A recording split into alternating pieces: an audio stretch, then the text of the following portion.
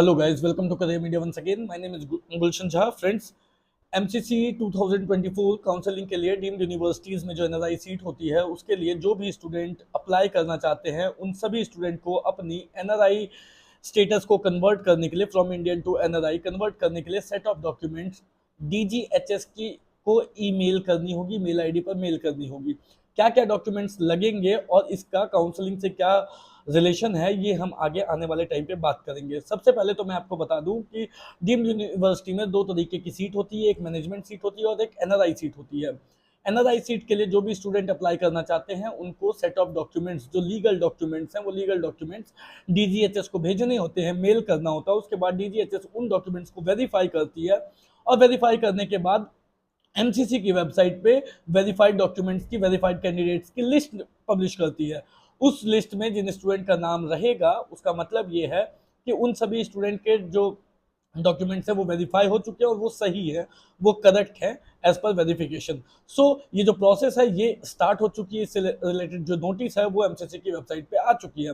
Now ये जो notice आई है इसमें ये मेंशन किया गया है कि ये जो डॉक्यूमेंट्स डीजीएचएस को ईमेल करना है वो that the time interval for this process is between 15th of September to 17th of September, that is 15 सितंबर सुबह के 10 बजे से लेकर के 17 सितंबर तक आपको ये ईमेल आईडी पे, दिए गए ईमेल आईडी पे आपको सारे डॉक्यूमेंट्स जो है, जो सेट ऑफ डॉक्यूमेंट्स है वो सेंड कर देनी है। कौन से ईमेल आईडी पे सेंड करनी है? जो डॉक्यूमेंट आपको सेंड करनी है वो nri.adgmemcc1@gmail.com जो ईमेल आईडी है इस पर आपको सेंड करनी है। इस पर जब आप सभी अपने डॉक्यूमेंट्स को सेंड करेंगे तो वहां से वेरीफाई होगी और वेरीफाई होने के बाद लिस्ट आएगी। अब इसके बाद क्या क्या डॉक्यूमेंट्स को आपको सेंड करना है वो देख लेते हैं। सिंपल सी बात है, ये एक स्पॉन्सर्ड सीट्स, एनआरआई सीट्स जो है वो एक एनआरआई स्पॉन्सर्ड सीट्स होते हैं। दैट मीन्स कि कोई आपके रिलेटिव हैं जो आपको पढ़ाने के लिए आपकी फीस पे करते हैं, आपको स्पॉन्सर करते हैं फॉर आपकी पढ़ाई के लिए, आपकी स्टडी के लिए, आपकी पीजी स्टडी के लिए। तो क्या क्या डॉक्यूमेंट्स उसमें लगेंगे? उसमें एनआरआई कैंडिडेट्स के डॉक्यूमेंट्स लगेंगे और आपके और एनआरआई के बीच में जो स्टूडेंट जो आपके जो पर्सन है, एनआरआई पर्सन है, उनके बीच में क्या रिलेशन है उससे रिलेटेड डॉक्यूमेंट लगते हैं। सबसे पहली डॉक्यूमेंट जो है वो ये लगेगी स्पॉन्सर डॉक्यूमेंट। स्पॉन्सर डॉक्यूमेंट में जो स्पॉन्सर हैं, जो एनआरआई हैं, उनकी पासपोर्ट और वीजा दोनों की फोटोकॉपी जो है वो आपको भेजनी होगी, विच विल जो एक तरीके से प्रूव होगी दैट द स्पॉन्सर आर जो स्पॉन्सर हैं वो एनआरआई हैं, ये उसकी प्रूफ होगी। तो आपको पासपोर्ट और वीजा सेंड करनी है। दूसरी चीज सेंड करनी है embassy certificate of the sponsor issued with in the last 6 month. ये जो 6 महीने है, मतलब आपको इशू करवाना है embassy certificate of the sponsor. जो स्पॉन्सर हैं उनकी एम्बेसी सर्टिफिकेट आपको सेंड करवानी है, मेल में भेजनी है। दूसरी चीज आपको भेजनी है रिलेशनशिप प्रूफ। रिलेशनशिप प्रूफ मतलब आपके और एनआरआई के बीच में, जो आपको स्पॉन्सर कर रहे हैं उनके बीच में क्या रिलेशन है, और वो जो रिलेशन है वो सुप्रीम कोर्ट के अकॉर्डिंग दी गई ऑर्डर के अकॉर्डिंग है। इसके बाद एक एफिडेविट आपको सेंड करना है। ये नोटराइज्ड एफिडेविट होगा फ्रॉम द स्पॉन्सर। स्पॉन्सर की साइड से ये एफिडेविट होगी stating that they will pay the entire course fees for the candidate. ये स्पॉन्सर की तरफ से एक एफिडेविट बनेगी। उस एफिडेविट में ये मेंशन होगा कि वो जो स्पॉन्सर है, जो एनआरआई हैं, वो स्टूडेंट की पूरी फीस पे करने वाले हैं। तो ये एक एफिडेविट बनेगी और ये एफिडेविट आपको सेंड करना है। नीट स्कोर कार्ड, आपका जो नीट स्कोर कार्ड है वो आपको साथ में मेल करना है। फैमिली ट्री डॉक्यूमेंट आपको सेंड करना है। फैमिली ट्री डॉक्यूमेंट मतलब आपके और जो एनआरआई हैं उनके बीच में किस तरीके से रिलेशन एस्टेब्लिश होती है। एस्टेब्लिश होती है मतलब वो आपके अंकल हो सकते हैं, अपने अंकल, वो आपके सगे अंकल हो सकते हैं।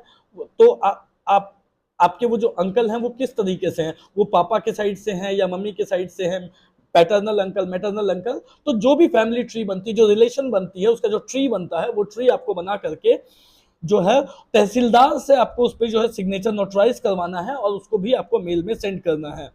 उसके बाद ये जो सारी चीजें होंगी, ये सारी चीजें everything, each and every document will be in English language. कोई भी दूसरी लैंग्वेज जो है उसमें नहीं चलेगी। राइट तो ये सारे डॉक्यूमेंट्स आपको भेजना है और साथ में एक डिक्लेरेशन भी भेजना है कि candidates must confirm that all the information provided is true. जो भी इंफॉर्मेशन आपने दिया है वो ट्रू दिया है, सही दिया है। If any information is found false, अगर कोई भी इंफॉर्मेशन फॉल्स पाई जाती है कभी भी, तो आपकी जो कैंडिडेचर है उसको कैंसिल की जा सकती है और आपको जो सीट मिली है उसको कैंसिल की जा सकती है। सो जो भी डॉक्यूमेंट्स आप भेज रहे हैं इस बात का ध्यान रखें कि कहीं किसी प्रकार की कोई फेक डॉक्यूमेंट तो नहीं भेज रहे हैं। अगर भेज रहे हैं वो वेरीफाई होकर के आ जाती है, तो उसके बाद भी अगर किसी भी स्टेप में ये पता लगता है कि वो डॉक्यूमेंट आपके फेक हैं, फॉल्स हैं, तो इस बात का ध्यान रखें कि आपकी सीट तो कैंसिल होगी ही होगी, साथ में आपकी कैंडिडेचर भी पूरी कैंसिल हो सकती है। तो इसे बहुत ही हल्के से बहुत ही हल्के में लेने की जरूरत नहीं है। जो भी डॉक्यूमेंट आप भेजें वो बिल्कुल सही डॉक्यूमेंट आपको भेजने। अब बात है कि ये जो सारे डॉक्यूमेंट भेजने हैं ये आपको इंस्टेंटली एक पीडीएफ में करके भेजनी है। एक पीडीएफ में आपको सबको सारे डॉक्यूमेंट को स्कैन करना है, उसका एक पीडीएफ बनाना है, उसमें डिक्लेरेशन डालना है और वो जो पीडीएफ है वो आपको मेल कर देनी है with all your other details, जैसे कि आपकी एप्लीकेशन नंबर क्या है, आपका नाम क्या है, सारी डिटेल्स जो है वो आपको सेंड करनी है जो ईमेल आईडी बताई गई उस ईमेल आईडी पे। ईमेल आईडी क्या है एक बार फिर से जान लेते हैं, nri.adgme1@gmail.com। अब एक बात को समझे, इस बात को समझे कि एनआरआई कैंडिडेट्स जो भी एनआरआई डॉक्यूमेंट्स बनवा रहे हैं उनके सामने अच्छे अच्छे कॉलेजेस के ऑप्शंस ऑब्वियसली ओपन होंगे। इस बार की फीस मैनेजमेंट कोटा की भी बहुत ज्यादा बढ़ रही है, तो अगर आपका बजट बढ़ी हुई फीस का है और आपके पास लीगल एनआरआई डॉक्यूमेंट्स बन सकते हैं तो आप बनवा करके एडीजीएमई को भेज सकते हो। उससे क्या होगा कि आपके सामने जो एनआरआई की सीट्स होंगे उसके ऑप्शंस ज्यादा से ज्यादा खुलेंगे और अच्छे अच्छे कॉलेजेस में ओपन होंगे, तो इससे आप एक अच्छी सीट सिक्योर कर सकते हो। अब इसके बाद आते हैं कि इसका रिलेशन काउंसलिंग से कैसे है। हमारे बीच एक जो नोटिस है वो जो स्केड्यूल है वो सर्कुलेट हो रही थी कि जो नोटिस जो ये है नीट पीजी की काउंसलिंग है that is actually going to start from 20th। इसे लेकर के किसी भी प्रकार की जो है एमसीसी की तरफ से वो कमेंट नहीं आई है। ये भी नहीं बोला गया है कि ये नोटिस फेक है और ये भी नहीं बोला गया है कि ये नोटिस लीक है। ये जो अभी इंफॉर्मेशन आई है, ये जो एमसीसी के वेबसाइट पे एनआरआई कन्वर्शन की जो नोटिस आई है, ये नोटिस अक्सर काउंसलिंग के 3-4 दिन पहले आती है। इस बार भी ये 3-4 दिन 5 दिन पहले ही आई है, विच मीन्स कि हम एक और स्टेप आगे बढ़ गए हैं ऑलमोस्ट कंफर्म की तरफ, कि जो डेट फ्लैश हो रही है, सर्कुलेट हो रही है, जो स्केड्यूल सर्कुलेट हो रही है कि वो 20 सितंबर से हमारी काउंसलिंग होने वाली है, वो डेट कहीं ना कहीं सही है और कहीं ना कहीं वो डॉक्यूमेंट फेक नहीं है, वो लीक्ड है। हालांकि वो जो स्केड्यूल है वो एमसीसी ने अभी तक अपलोड नहीं किया है अपने वेबसाइट पे।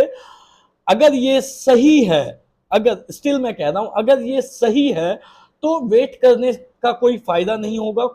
एमसीसी को इसे जल्द से जल्द अपलोड कर देना चाहिए। ये बात समझ से बाहर है कि वो इस स्केड्यूल को क्यों नहीं अपलोड कर रही है और स्टूडेंट को क्यों नहीं इन्फॉर्म कर रही है कि ये हमारा जेन्युइन स्केड्यूल है, आपने जब बना लिया तो आपको अपलोड कर देना चाहिए। सो इन सभी चीजों को देखते हुए ये चीज तो जरूर लगती है कि जो 20th की डेट रखी गई है राउंड 1 काउंसलिंग की, वो कहीं ना कहीं सही हो सकती है। ऑलमोस्ट 95% कंफर्म्ड है। So that's all for today guys. कोई डाउट हो, क्वेरी हो तो दिए गए नंबर पर कॉल कर सकते हैं। Thank you so much, have a nice day.